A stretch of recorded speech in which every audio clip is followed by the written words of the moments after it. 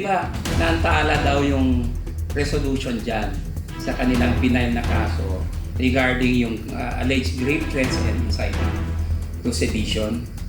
Dahil nga, mali-mali yung kanilang mga submissions.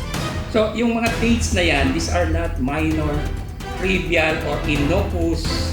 I use the term innocuous, di ba, Attorney Yvette?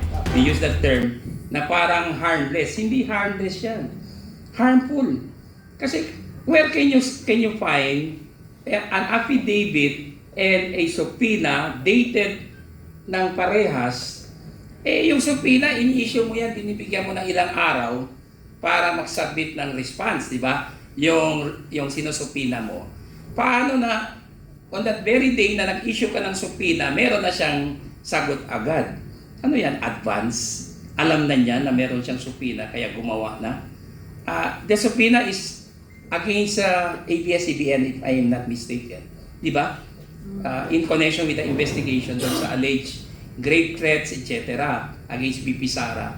So, hindi minor yan Kaya si Senator Ivy was pounding on that kasi it has a strong or really a big effect on the truthfulness of the allegations. Di ba? It affects the credibility of the filing. Kaya nga, yung DOJ, ni-require sila ni-require na mag-submit ng additional this and that. Kaya nga hindi umusad yung kaso Di ba? Imagine yung more than 1 year walang action ng DOJ.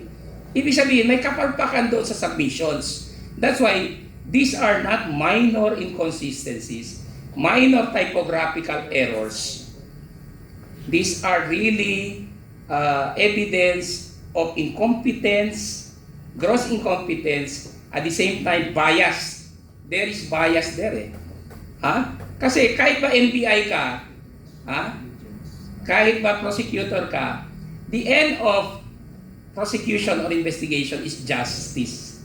In-emphasize yan ni Justice Singh in a recent convention. That's the ultimate objective ng isang prosecutor or investigador, to do justice. Saan ang justice doon when you are too biased? Parang minadali mo para meron kang maipakita at mapagbigyan mo. I see an unseen hand dito sa investigation ng NBI. I hate to say this, ayaw ko sanang sabihin, pero base sa circumstances, parang merong nagdidikta sa kanila kung anong gagawin nila. Di ba? Kaya nagkakamali-kamali sila, nagka-leche-leche ang investigasyon kasi baka merong isang naratibo na gustong ilabas, hindi nila mapatugma doon sa facts and the evidence. Kaya lumabas ito. And ngayon, amplify dito sa trial, mabuti na lang that God is not sleeping talaga at nilabas ito at nabulatlat ito. Kasalanan nila ngayon. Yan. Anuhin ko lang yung comment ni Attorney Luna. Isa lang ang ibig sabihin nito. Ang pagkakamali is heaven sent. Yes. The unseen hand for me is actually God Himself, no? Kasi kapag hindi tama ang motibo ng tao, ako gusto kong saluduhan actually kung sino man yung encoder. Kasi lahat ng mga pagkakamali na yon is already strengthening the stand of VP Inday Sara na hindi siya dapat ma-impeach, Kasi itong lahat ng mga pangyayari, lagi kong maaalala si Tatay Digong, sabi niya, di ba? There is a time for everything and everything is in God's hands. Hindi, yung lahat ng bagay ay nasa kamay ng Diyos. Even ang mga pagkakamali na nakikita natin, nasa kamay ito ng Diyos kasi nakikita ng Panginoon na hindi nararapat na ma-impeach si Inday Sara. Kaya ako, tuwang-tuwa ako sa pagkakamali nila kasi matatalo sila sa kaso dahil sa mga pagkakamali na iyon. Ngayon, itatanong ko sa ating dalawang panauhin, di ba? Itong nangyari ngayon kay kahapon ba yon nandoon si NBI Matibag sa Senado na parang may interview siya na sinasabi niya na anytime ay may nagtanong sa kanya, pwede nang hulihin si VP Inday Sara Duterte, no, dahil dito sa inciting to sedition na kaso. Hindi ko alam kung sa Senate yun or sa ano or matagal na yun. Basta merong interview na nagtanong na anytime pwede nang hindi nga, ang tanong nga sa kanya, nagtanong yung media. So anytime ba pwede nang hulihin si VP Inday Sara dahil dito sa inciting to sedition na nasa DOJ. Ang sabi niya, aantayin niya kasi nandiyan na naman yan sa DOJ yung kaso kung maglalabas sila. So kayo kasi ito ay magkakatabi, 'di ba? There is the impeachment trial going on. Ngayon, parang pinapalakas nila yung DOJ case na inciting to sedition na gusto nilang hulihin si VP Inday Sara Duterte. So sa pananaw ninyo na ito ba ay talagang nagpapakita na hindi sila confident sa impeachment case, kaya dito naman nila ina-advance ngayon itong DOJ case? Well, from the legal point of view lang talaga. No? Klaro ito na yung impeachment is dead in the water. Hindi lang walang boto, but nakaletse-letse na ang ebidensya ng prosecution dito. Hindi na nila ma-repair yan eh. So one mistake will lead to another.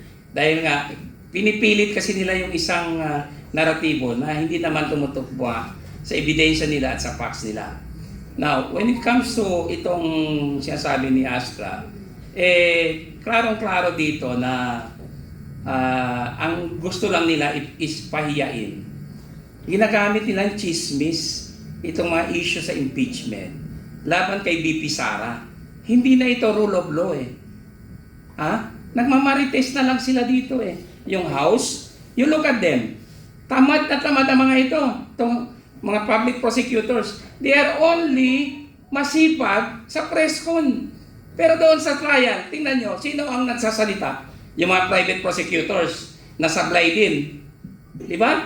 Di ba dapat sila nag-lead dyan? Yun ang from my experience into impeachments, Corona and Bautista, the House prosecutors have always been active. Only in some instances na dinidelegate nila yan sa private. Pero dito baliktad ang nangyayari. So you see, magaling lang sila sa chismis, sa propaganda, pero wala doon sa proceeding. So, evidently, they are projecting a different narrative here. Gusto nila sirain ang ating Vice Presidente in 2028 kasi alam nila hindi na nila mapa-impeach, ma-convict rather si Vice President Sara Duterte. Yan po ang katotohanan dito. And I see itong mga ginagawa nila, we see that the public cannot be misled. Klarong-klaro po yan ang ginagawa nilang mga pagkakamali. Alam mo, ako, hindi na ako magugulat kapag biglang may pero biglang yung kasunod doon, pero hindi namin pwedeng ilabas kasi sa national security.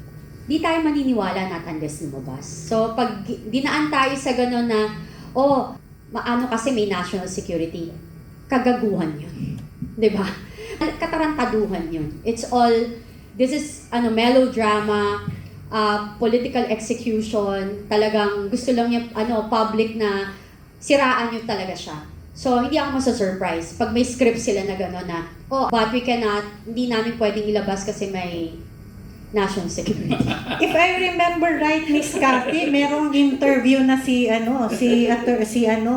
Director Matibag na nagsabi siya na they have already identified kung sino yun. Di ba? Meron, it was the previous, meron na siyang previous interview that he said that they have already identified kung sino yung tinukoy ni VP Inday Sara na assassin. Tapos yun na nga, yung interview niya, paglabas niya yun sa elevator pinagkaguluhan siya ng mga ng mga media. So, yun yung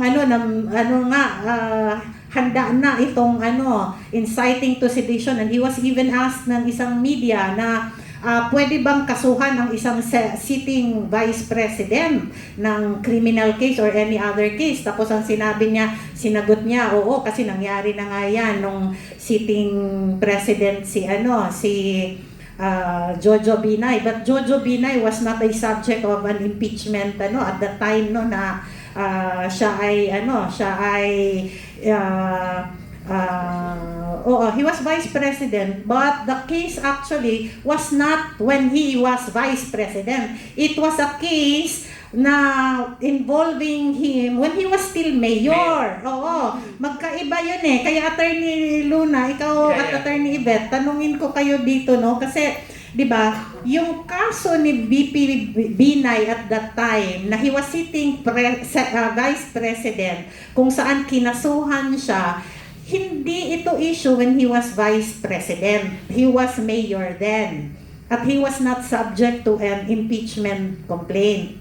Etong kay VP Sara ngayon, 2 taon na nilang pilit na ini-impeach, nagbalik-balik na yung kanilang papel, di ba? Ngayon, pinipilit pa rin nila at sinasabayan nila ngayon itong kaso ng and yun na nga, meron na daw silang identified. Ang tagal na nung sinasabi nila, hanggang ngayon, wala naman silang nilalabas o pinapa-interview man lamang, di ba? Kung totoo yun, dapat kasama sa witnesses doon sa impeachment. Dahil identified nila, not only the threat, but they have already identified.